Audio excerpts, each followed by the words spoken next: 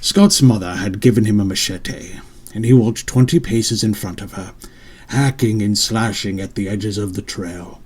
He was unself-conscious in a way that a boy can only be when alone with his mother, singing and talking to himself, pretending, forgetting that he was a teenager, numerically obligated to put away the childish things. Occasionally he called her over to check out a bug or a mushroom or the corpse of some decomposing Genusian fauna. This was an adventure for him. The treetops choked down the sun into the gut of the earth. Both of them were uneasy about it. They pretended that the sounds of the forest at night were worth little consideration, but they both felt primal fear of nature. Every rustle of leaves was a stalking predator. Every unnameable screech was the last utterance of an innocent creature murdered for food. They lay in the grass, wrapped in their sleeping bags, admiring the unpolluted night sky. The weather as fair as ever. Why bother with a tent? What protection was a tent from a mountain lion, or a swarm of nocturnal lightning wasps, anyway? Both of them had come equipped with a bolt-action anti-metal beam rifle, which they kept in arm's reach, just in case. "Trick question," the boy was saying. "It's the Big Dipper. But the Big Dipper is a part of Ursa Major, the big bear." "The mother bear," Callie said. "What about her son?" "His name was Arcus, Ursa Minor, over there," he pointed. "The Little Dipper." "Okay, smart guy. You know your star constellations, but do you know your stars?" She pulled her sleeping bag up to her chin. "Tell me this. For a cash prize and an exotic vacation to Red City, what's the closest star to our own?" "Another trick question," he said. "It's Alpha Centauri, but it's not one star. It's a binary. And our winner, ladies and gentlemen, with $200,000 and a trip to Red City. His father would be proud. Scott Turner!" "The crowd goes wild," he applauded to himself and made a poor attempt at audience noises. "Ratings soar. The network orders a second season. The boy genius gets his 3rd PhD. I'd like to thank the mosquitoes for keeping me humble." They went on for that a long time, pretending. They had granola and dried fruit for breakfast, strapped on their packs, and were back on the trail before 5 in the morning. "Why so early?" Scott groaned, dragging his feet behind his mother, who had woken with fire in her belly. She stopped, turned around, and threw a strained smile at her son. "Confession time," she said, dropping her pack at her feet. "Pull up a log." Scott went down into a cross-legged position as if his knees had vaporized, searching his pack for a snack before his butt hit the dirt. "Oh, yeah?" She sat on a fallen Chimera maple. "This camping isn't all fun." Scott lined up 2 plastic packets of dried cranberries so that he could tear the corners both open simultaneously. "What do you mean?" Callie kicked at the dirt. "Scott, you've never left Green City before, so you don't—" The boy dumped the cranberries into his mouth. Some of them spelunked down his chin and into his shirt. "We're currently in the northmost territory of the surgeons of the Evil East, just south of Iago." The boy stopped chewing. "The Evil East?" "Bolter is less than 5 miles from here." Whoa.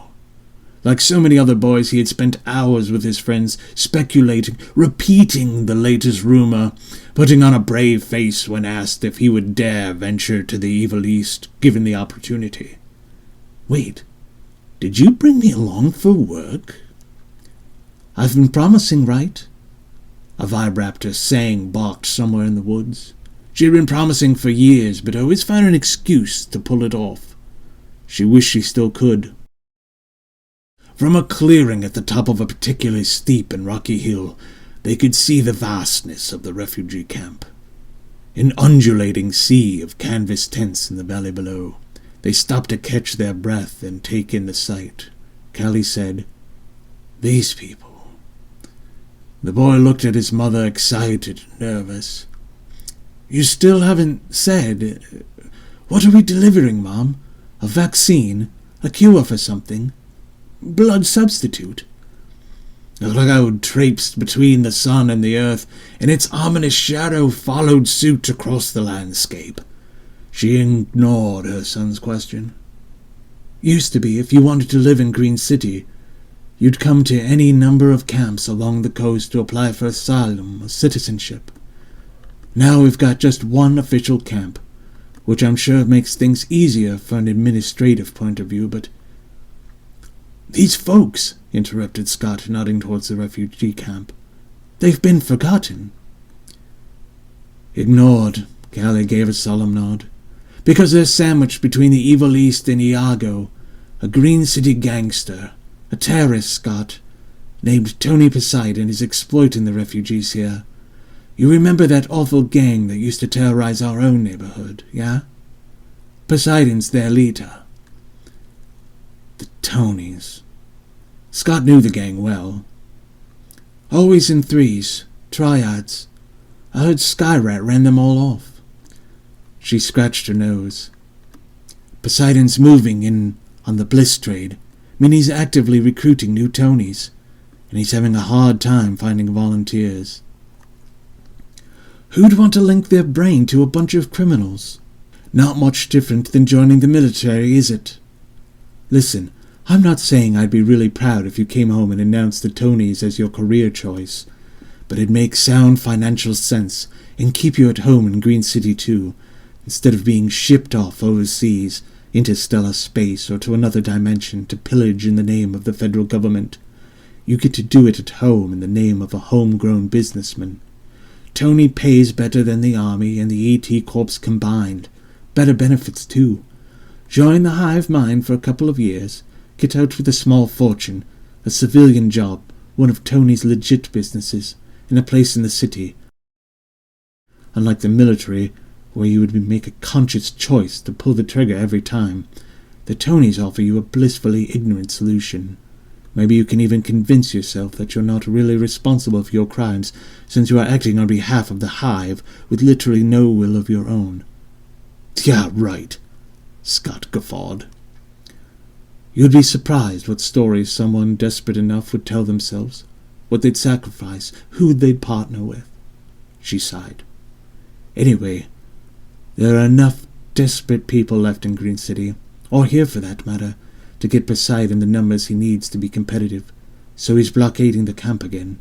Nobody in, nobody out, no food, no medicine, nothing, until it gives up another 37 young men. 37 sounds arbitrary. Down from 100. Area vehicles are being shot down when they get too close, and the mouth of the valley is the only way to get in supplies by land. I flew in with a skid of nitrile gloves and antimicrobial a year ago. In between blockades. It was ugly even then. She stood up and shouldered her rifle. We're here to set them free. Scott jumped to his feet. He couldn't believe this was happening. How?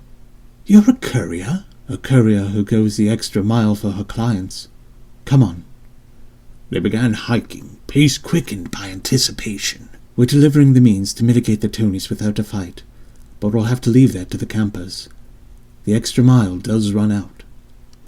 They hiked into the woods, quiet as possible, and stopped at the edge of the trees, 50 yards or so across the field of tall grass from the encampment's edge. Move quickly. Stay low. We've gotten a few scouts in and out of the way, and we'll be safe enough once we get out in the open. The patrols around the perimeter back here are few and far between. Her son was excited, so he could barely contain himself.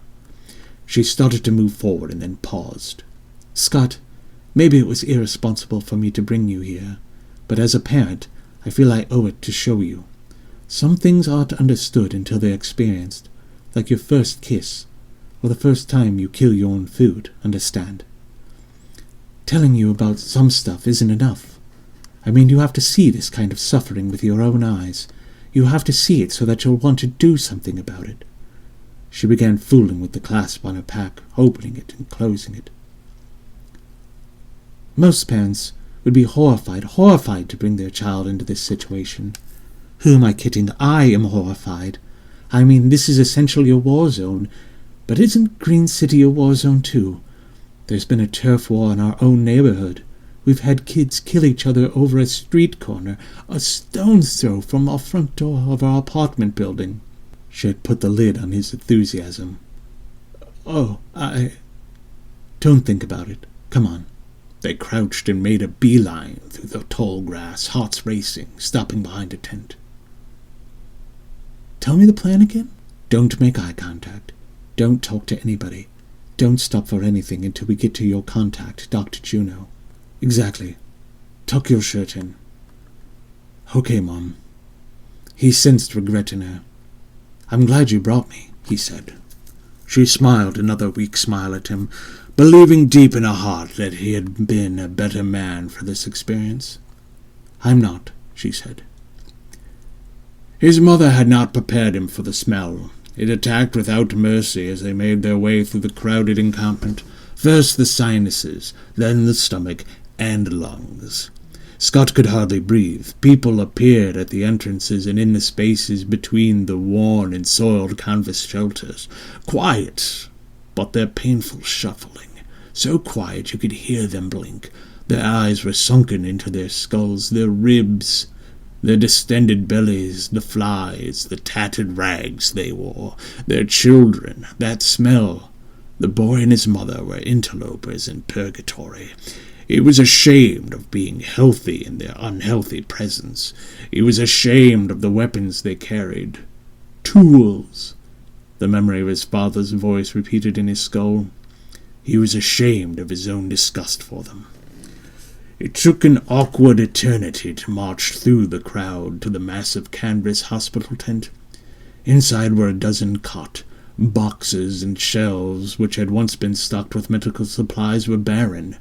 Nurses attended emaciated bodies, joining the thin plastic lines running in and out of them, wiping brows and whispering soothing promises they knew they couldn't keep. At a table in a corner, 3 young girls were cutting strips of canvas, old clothes, and blankets to make bandages. 2 of the cots held bodies with sheets pulled over their heads. A lifeless hand draped out from under one of the sheets, the pale digits grazing the dirt floor beneath it. In his mind's eye, Scott saw Ezra's hand, Ezra's blood crusted at the edges of those fingernails. A single fly was landing, orbiting, and landing again. He thought of Ezra's mom at the funeral, leaving her son's casket and then rushing back to it, sobbing, refusing to let him go. "You people can't be here." A bearded doctor was approaching them. Following the doctor were 3 well-fed young men with greased-back hair and goatees, each wearing a dirty, short-sleeved, blue-collar workman's uniform. A gold chain adorned each of their necks. Their sunglasses were mirrored on the left breast of each of the patch that said Tony. A stylized trident was tattooed on each of their right forearms. The doctor stopped when he recognized Scott's mother. He adjusted the white coat on his wire frame. She said, "Hello, Juno." "Callie?" The doctor was pale. "What are you doing here?" "You're expecting me. I'm the courier. This is my son, Scott." She motioned to the boy and said to him, "Scott, this is Juno. He's the friend of your father's I was telling you about." He shook Scott's hand with a nervous fury, looked to the Tony Triad behind him, back to Scott. "This is a curious arrival time, as I'm sure you can see." "What did—" started the first Tony. The second continued, "You bring—" "For him," the third finished. The sentence came out fluidly, one brain speaking through 3 mouths. Plasmid pistols were holstered at each of their sides. Scott was afraid for his mom, but she did not look the least bit shaken. Actually, she looked amused, mischievous even. "Papers," she answered, removing her backpack. Their sidearms were unholstered. The second toady in the triad was left-handed, a rare individualistic phenomenon, Scott hadn't seen in a triad before. "Slowly," said the first. He was the alpha, Tony. The alpha always spoke first. The second said, "Slowly, slowly," the third one said. Scott tensed. He looked around, sized the place up, noting the civilians. He would fight the triad if he had to. "This place is restricted. You should not be here without authorization from Tony Poseidon." She moved slowly, kneeling on the floor, reaching into her backpack. "We're authorized. It's in the papers, fellas." Pistols were primed, and they hummed in D minor. Scott stepped in between his mother and the triad, palms up, saying, "You don't want to do this." He forgot about his own gun. He didn't need it. The pistols went toward him. "Don't be stupid." Juno shifted his weight. The nurses had stopped tending to their patients. Watching the scene unfold instead, Callie removed a clipboard and pointed it at Juno. "See?" she asked the Tonys. Someone coughed. Juno coughed out, I need to sign for a medical supply shipment, that's all." Simultaneously, each Tony raised an eyebrow. "Shipment? What shipment?" "Vaccinations," Callie answered. She carefully set her rifle aside. "There are nearly 1,300 people crammed into this camp. Do you know what one single solarpox infection would mean for your potential new recruits?" "These guys aren't great decision-makers, Mom," Scott thought to himself. Juno took the clipboard from Callie, sweating. "I need a pen." He had no idea what was happening. Callie removed a pen from a bag. "We don't know anything about this. We need to run it by the boss." Callie smiled at them, not bothering to mask a disdain. "Boys, I don't think you have one brain between you," she said, clicking the pen, acting to the vice hidden within. The Tonys dropped their guns. Their hands shot to their heads and they fell to their knees, mouths wide with silent screams. Scott's mother leaned into the face of the alpha.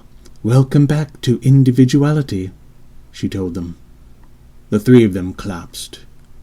The nurses went back to work on their patients. Outside of the tent, Callie unpacked more Tony-disabling pens onto a small table. Refugees gathered round, watching, whispering. Juno waited quietly on the other side of the table, dumbfounded, cleaning his glasses for something to do with his hand. Scott stood next to his mum. "What was that?" Juno asked. Callie smiled up at him. "Hypersonic signal jammer. It broke the Triad's connection to the hive mind," Scott said. Callie finished unpacking and slung her pack over her shoulder. "The pens only jammed them within 20 yards, but if you get enough volunteers to march on the blockade, you'll take them out all quietly, likely without much of a fight." "Callie, my people are sick and starving. They're too weak to fight for themselves. There's no one else here from the city to do this. To meet us on the other side," Juno asked. "We've made arrangements for supplies to begin arriving at camp again tomorrow morning." She looked at her feet, kicking the dirt. "You're on your own with the Tonys from here, though. I'm sorry." Juno looked disgusted. "Politics, I'm sure." "Politics," Callie agreed. "There's no police jurisdiction here, and the military won't risk breaking the Bird Treaty and inciting the Left Hand." Juno picked up one of the pens to look it over. "And your people, Callie, Louisa?" Callie bit her lip. "My people have done what they can." "I'm sure," he said, spitting. To the crowd of refugees that had gathered round, Juno called out, "Here they are, then." He pointed to the tent where the downed triad laid. "It begins with these three." A guttural sound echoed through the ranks of the crowd, as if they too were of one hive mind. "How many of us suffered because of these three alone?" The crowd inched forward. Callie took hold of her son's arm. "It's up to us to free ourselves and make the Tonys pay for what they've done to us." The crowd was transitioning from their acquiescence to a grim fate, awakening with rage. The mass of people ebbed and flowed, a living sea of sickness and anger. "Mom, wait." Panic overtook Scott Aghast, he said to Juno, "All you have to do is get within range and click the pens. Done! Nobody has to hurt anybody." Juno ignored him. He growled his words at the mob. "Now is our time!" The quiet which had permeated the encampment when they had arrived had evolved into snarling. The refugees had become a beast with many heads, many hands for tearing apart the enemy.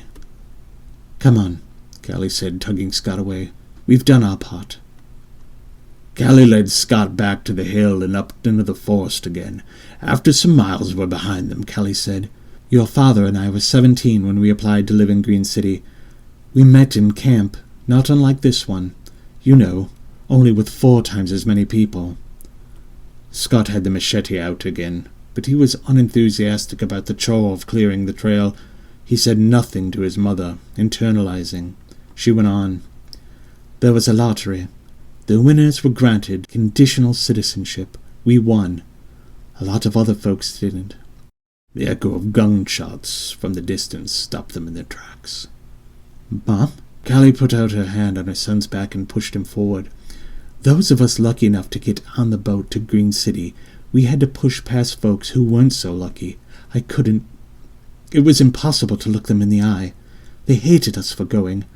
I hated myself for going." The boy carelessly swung the machete at a vine, doing little damage to it. "Where did the rest of them go? Iago?" "Some of them. Those who were discouraged with waiting and crazy enough. After your dad and I were on the boat, a riot broke out on the shore. People were swarming the ramp before we had even taken on all of our passengers. Things got ugly, violent. I saw it all, Scott, from the deck. They were shooting them, using hoses, electricity." She stopped. "It was barbaric. We had friends in that crowd, family. I'd never see any of those people again." Scott stopped walking and turned to his mother. "Civilization is a mask we wear," she said. "No matter what we tell ourselves, we're just animals, like any dog or snake." Scott didn't like that. "The difference is that we can choose to be better." Callie and Scott met a small black helicopter with the police insignia at an extraction point, 17 miles from the refugee camp. Scott didn't have to be told that it wasn't really the police.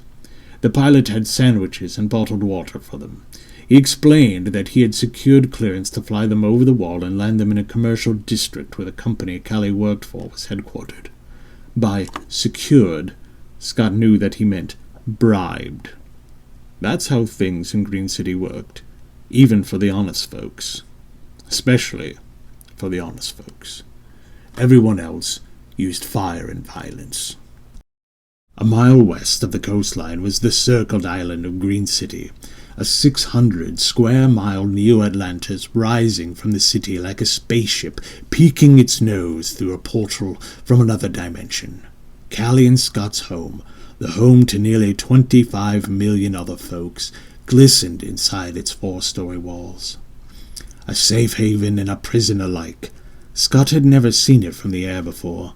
To see the enormity of it like this was to be shot between the eyes with its perfect, unnatural, technological marvel.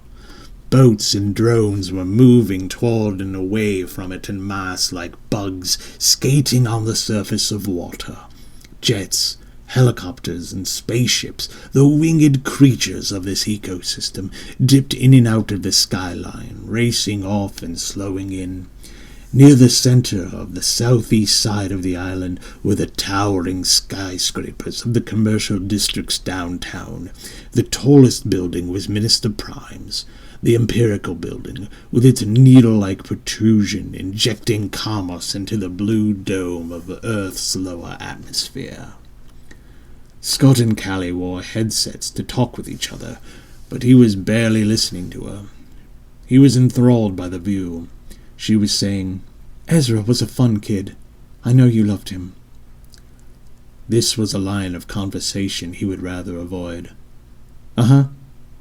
She took a sip of water. "It was hard to watch you go through losing him."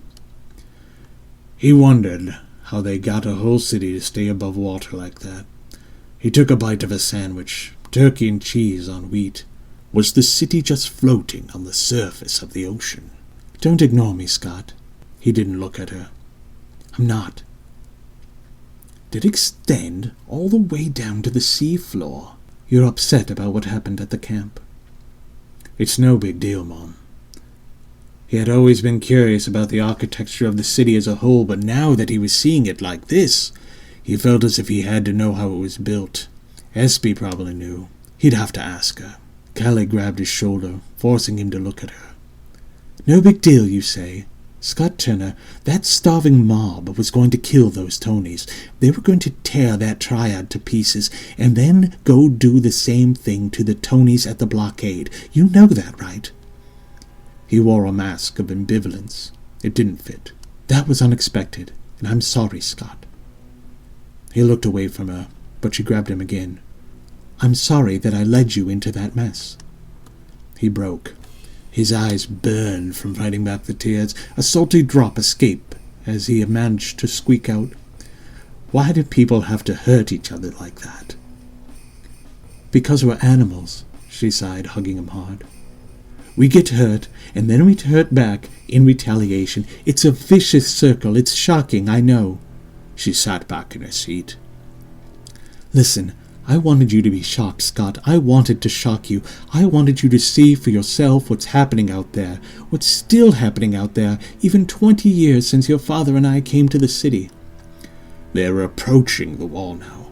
Some of the dock gates were open. Trucks drove through them and out onto the piers to load and unload cargo from the smaller vessels, while cranes worked the larger ones.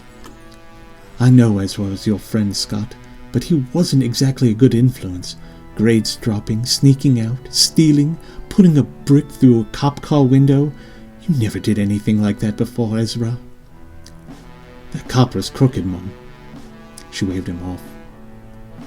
Living where we live, going to school where you go to school, it's a sacred opportunity. We made so many sacrifices for you, Scott.